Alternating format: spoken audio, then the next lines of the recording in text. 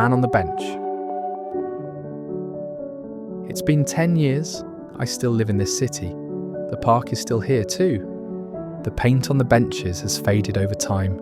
The trees cast longer shadows, but the sunlight still falls on that same quiet spot. And every time I pass by it, I think of him. That day was a lot like today, bright, breezy, peaceful. You'd never guess that, just a few feet away, someone's world was falling apart. Back then, eating lunch alone had become part of my routine. Meetings, deadlines, non-stop pressure. So I started going to this little park during lunch. Same bench, same time. It was quiet enough to breathe. And on one of those benches, there was always an older man, neatly dressed, carrying a small plastic bag. He never spoke. We simply noticed each other, day after day, without a word. But that one day, everything had gone wrong. A project I'd worked on for months fell apart overnight. A small mistake, a missed detail. Suddenly it was all on me.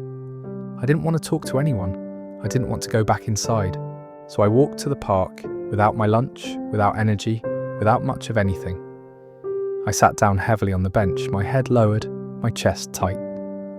Then, someone sat down beside me. I didn't look up, but I knew it was him. There was silence for a moment, and then he said, "You forgot your lunch today?" His voice was calm, like he already knew the answer. He reached into his bag, pulled out a sandwich, cut it in half, and handed me one side. "I can't finish the whole thing anyway," he said gently.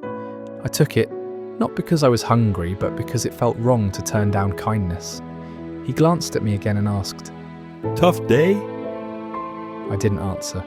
My silence must have said enough, because then he paused and said something I'll never forget. "Don't give up because of one bad chapter in your life. Your story doesn't end here." That was all. No follow-up, no advice, no explanations, just one moment of grace, one sentence that stayed with me long after he was gone. Things didn't magically get better, but somehow his words made everything feel just a little lighter. I never saw him again.